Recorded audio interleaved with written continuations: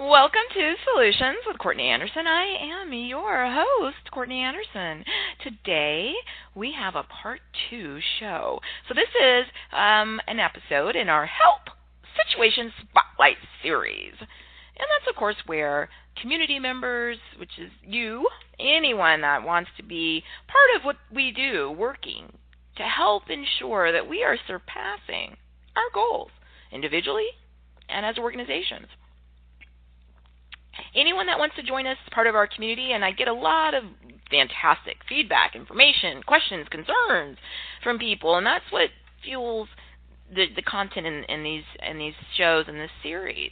And so this is part 2 of a 2-part show. The episode is, how do I handle, survive, tolerate a difficult or abusive boss?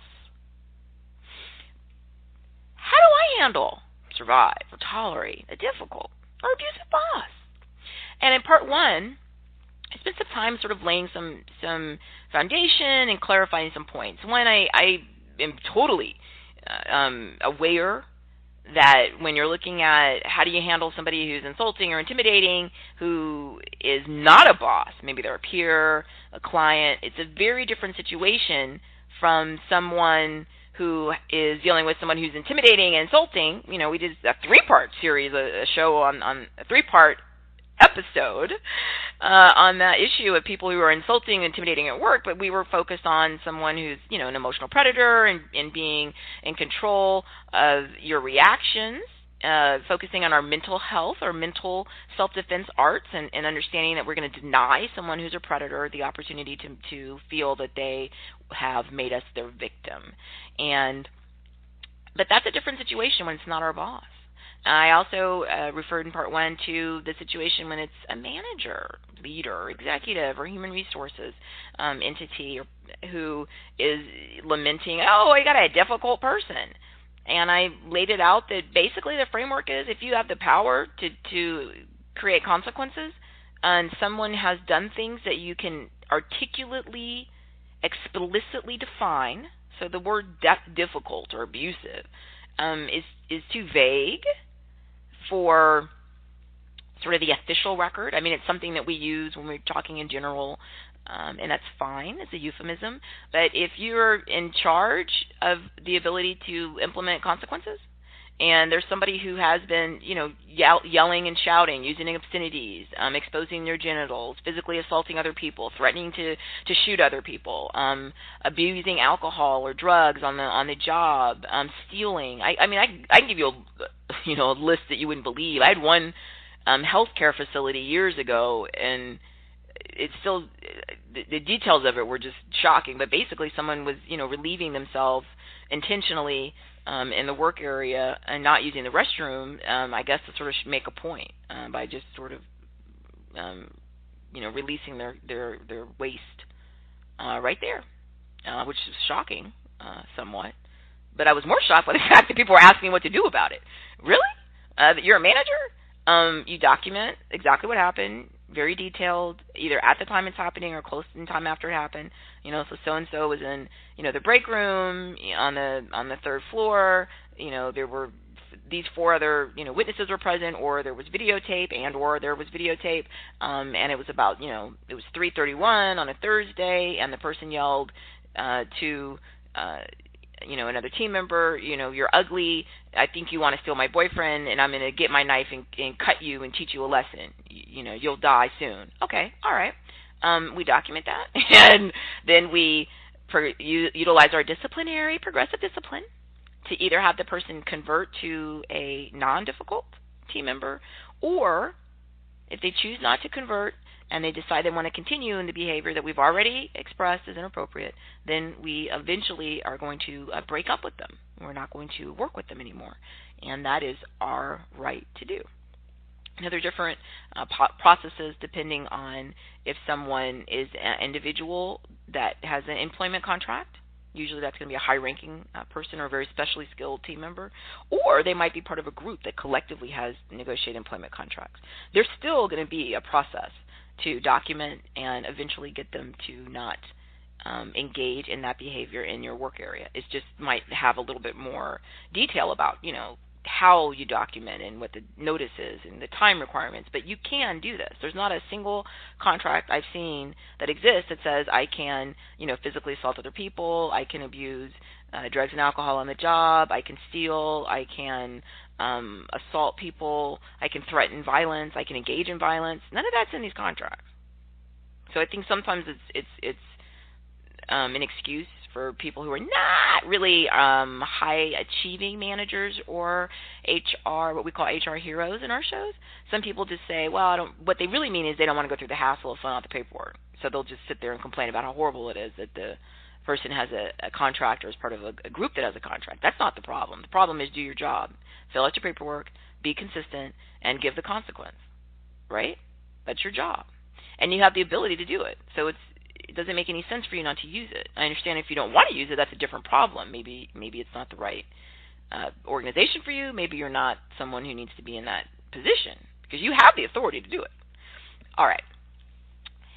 All of that is just a different animal from our person who's like, hey, I got the difficult behavior, I've got the abuse, I've got someone who's intimidating or insulting, I have somebody who may be even dangerous. They might, maybe they're unstable. There may be, in some instances, people have undiagnosed and untreated mental health or psychological or emotional issues that might be contributing to it. But whatever the cause is, there has to be an opportunity for someone to explore what can I do, if anything. And that's this whole show. How do I handle it? In part one, we laid out this framework that some people get confused and think they have a difficult or abusive boss, but when you ask them to explain what that means and give you examples, they usually can't.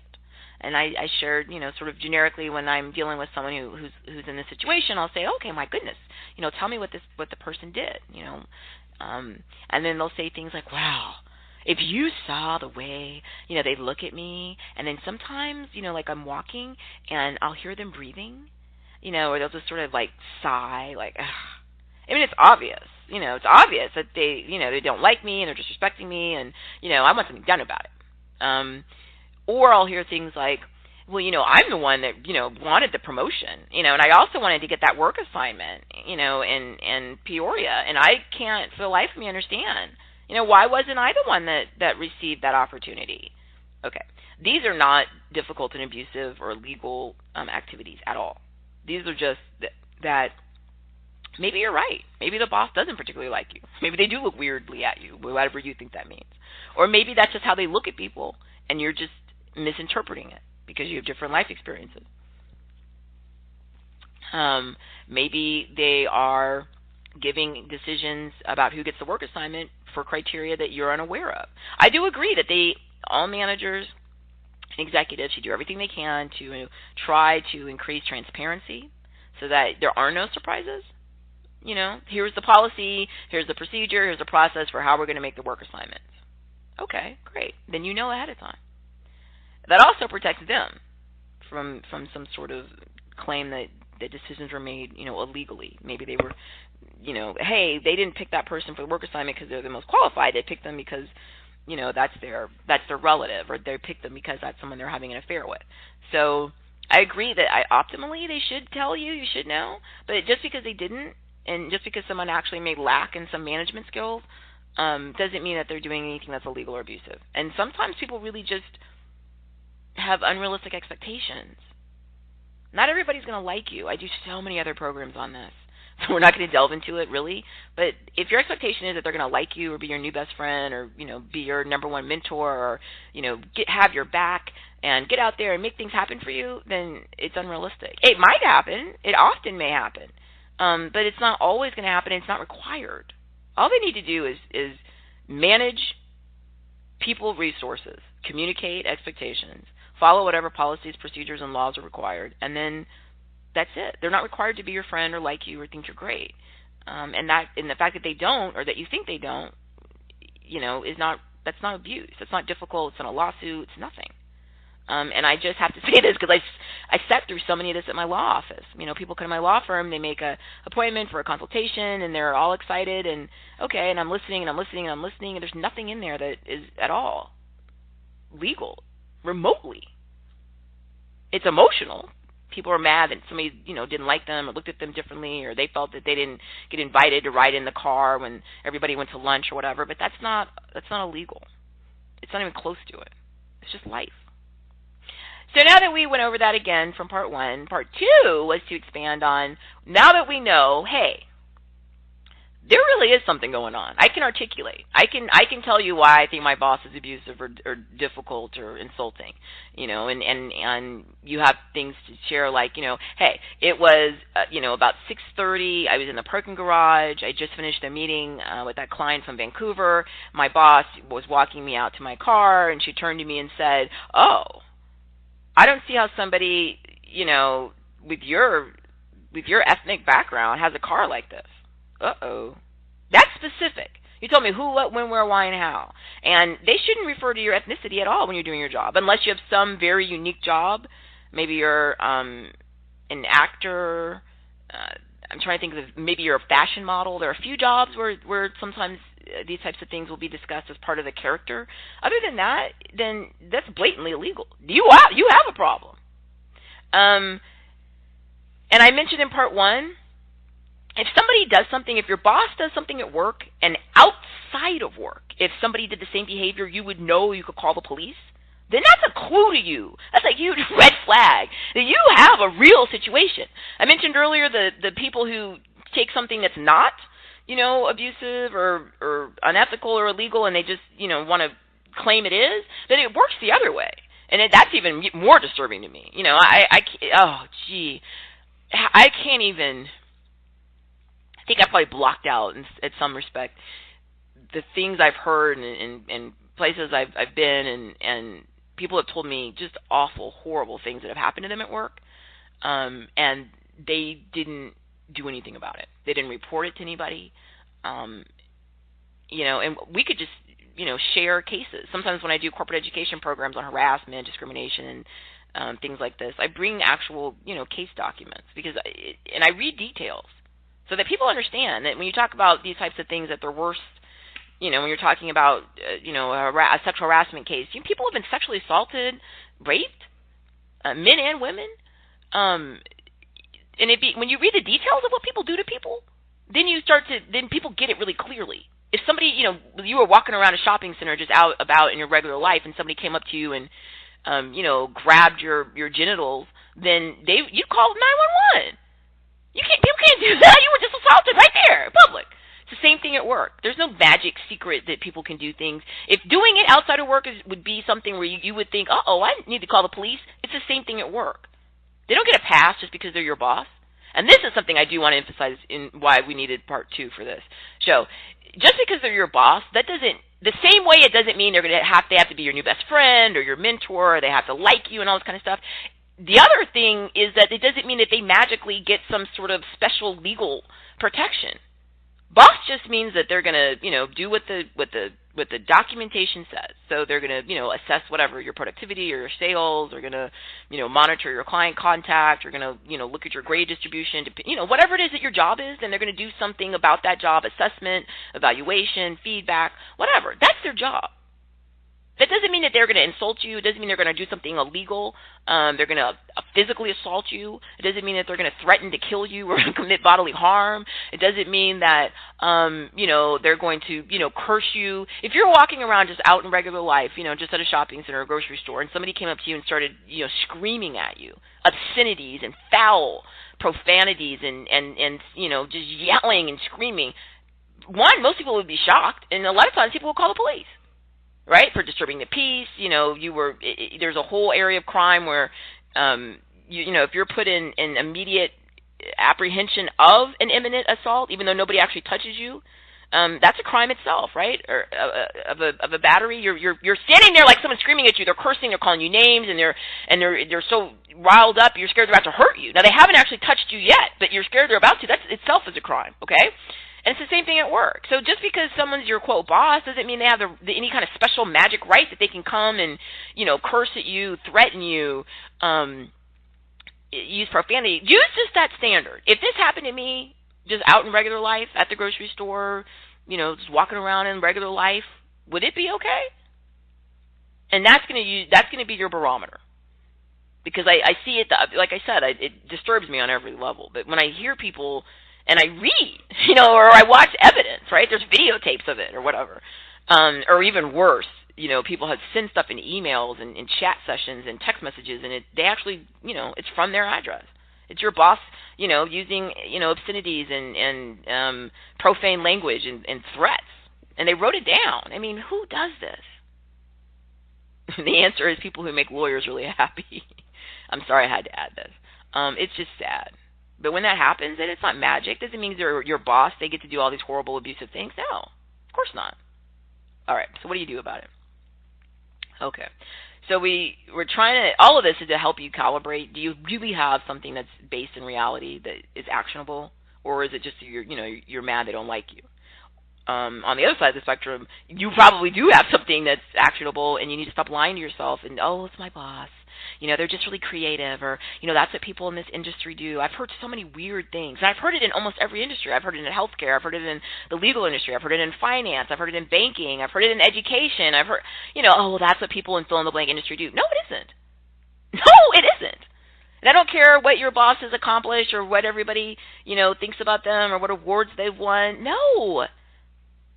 The basic test of if this happened outside in just regular society, what would it be? Is the same thing at work. So I don't care what their accolades are. I don't care, what their professional reputation is. And don't give me this garbage about, well, in this fill-in-the-blank industry it's different, because everybody tells me that. Everybody tells me that.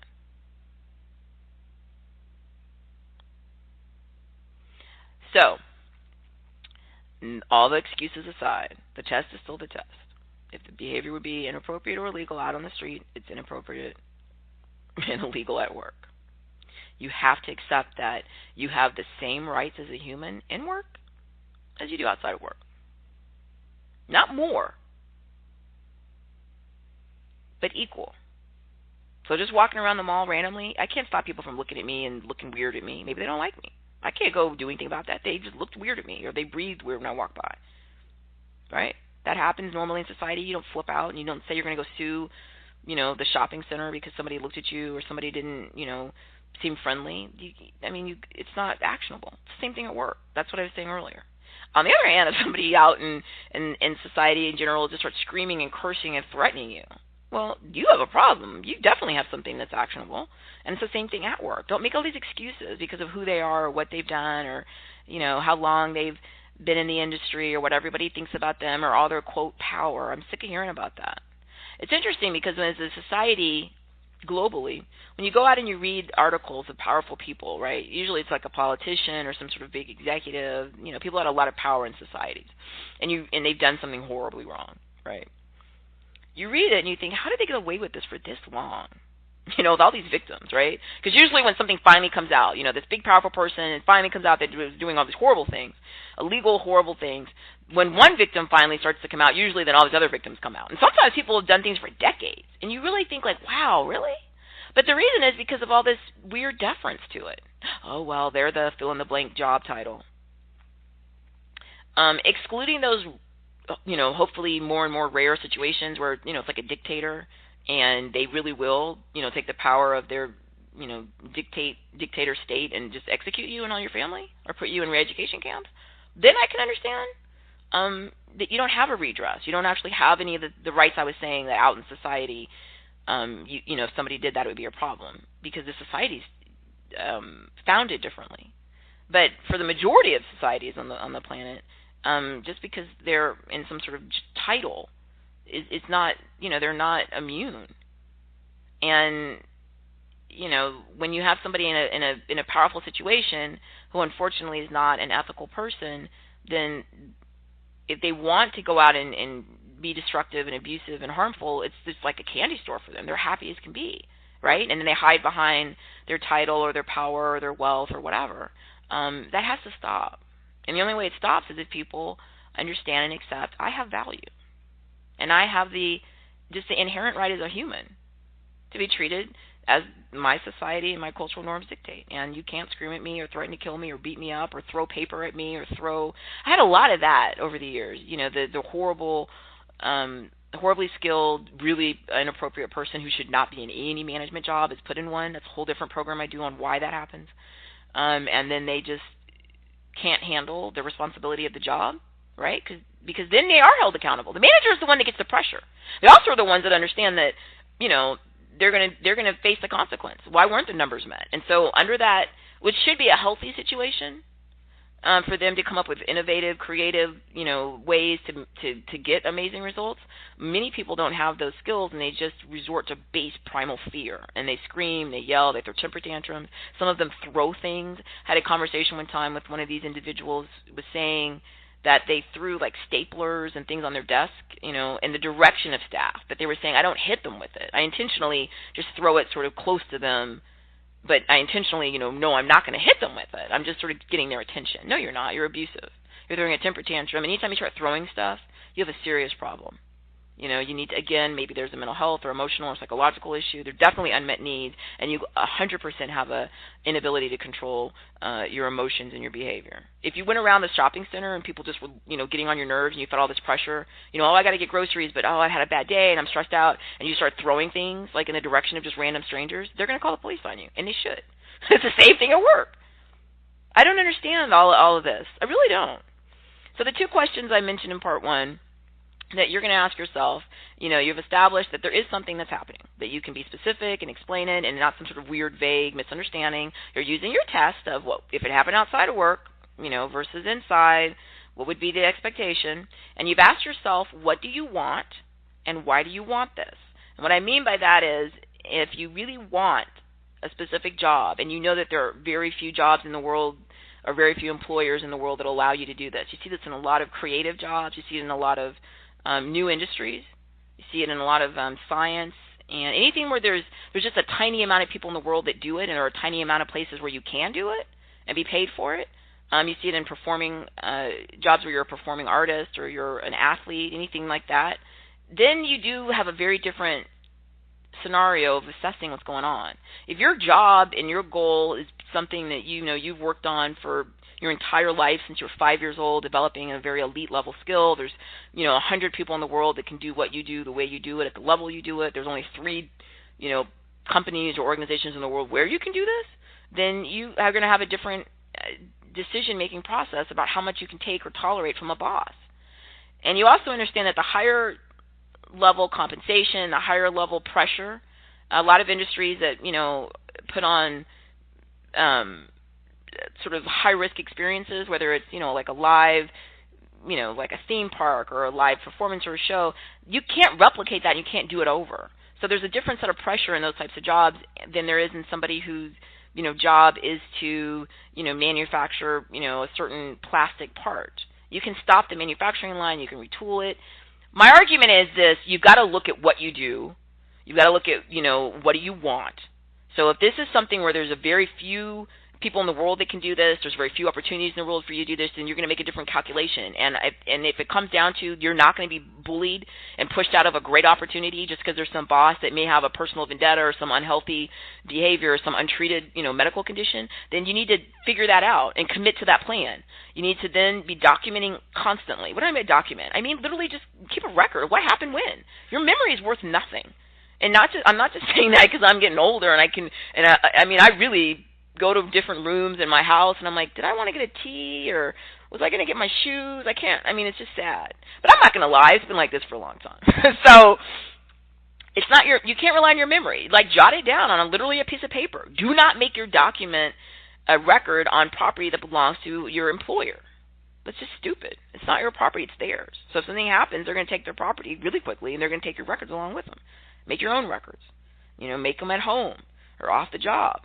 And keep them secret somewhere and make a second copy of it in case something happens to the first copy. Don't put them on the smartphone that your office pays for. Don't put them on the tablet or the iPad that your office pays for. Put it on your personal private property on your own time that you have control over the data. That way you can hold on to it. What are you doing? You're doing the same thing employers do. This is the same advice that I give to everybody in these situations.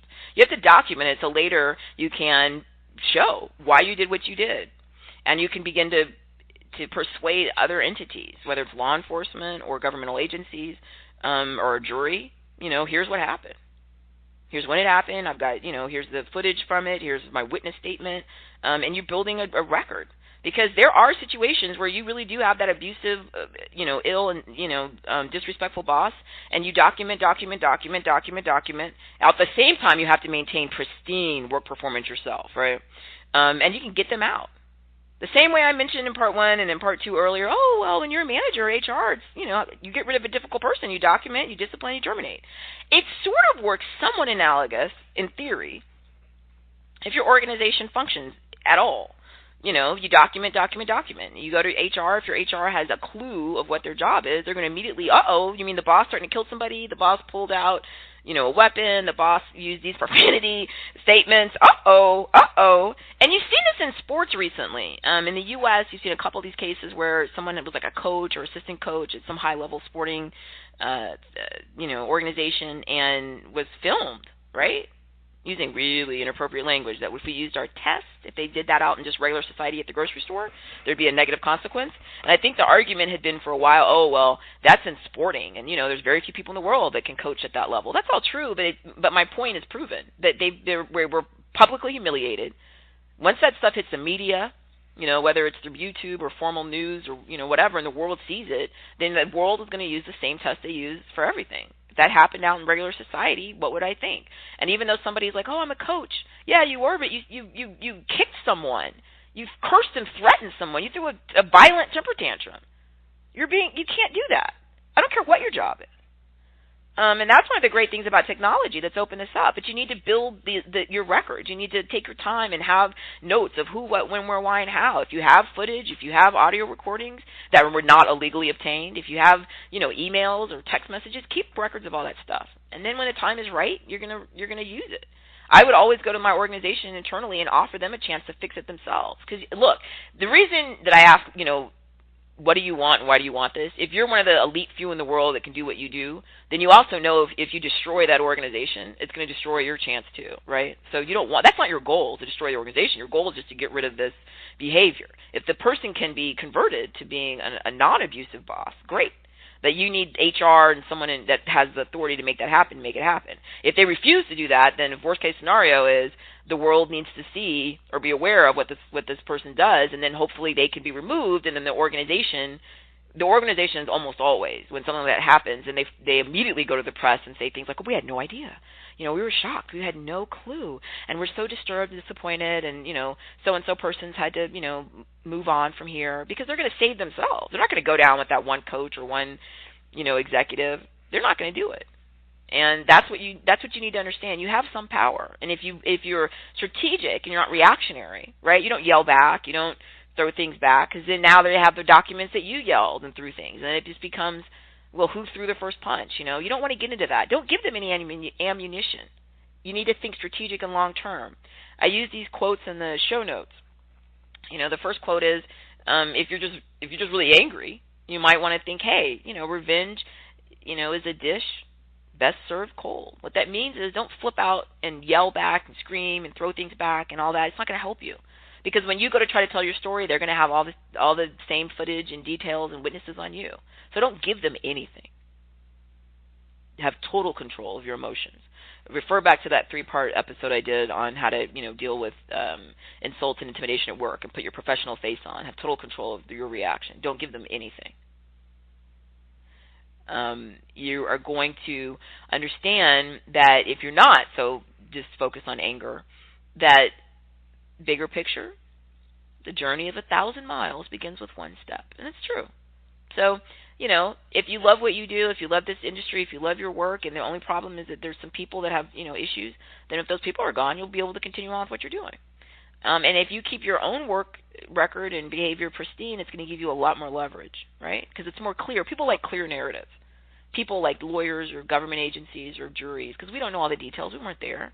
So if you have nothing, no one, you weren't yelling or beating anyone up or, punching anyone, and they were, then there's an easy narrative for who's the aggressor and who needs to be punished and who's the person who's the victim of those events.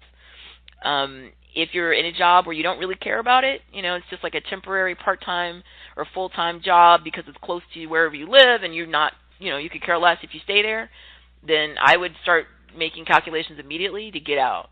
Same thing, document. And then just go. Sometimes it's, I wouldn't go file some huge complaint if I've been there 3 weeks and I'm leaving in 4 days? I mean, what's the point? I understand that in the universe there's a point, but I'd argue think long term, think strategically. I close with in the show notes the quote, "Mastering others is strength, mastering yourself is true power." You have to master yourself. And that's why you go back to what do you want and why do you want this? Think strategically, think long term. Control your behavior, deny anybody a reaction for their actions, document, and then when the time is appropriate for you, you go ahead and you implement consequence. But always think about yourself and your own long-term goals. Don't get so angry that you throw out the baby with the bathwater. I have had a great time exploring this, and I hope that you enjoyed part 2. I hope you enjoyed part 1 of this 2-part episode, and I thank you so much for joining us. And as always, come to CourtneyAnderson.com. Thanks.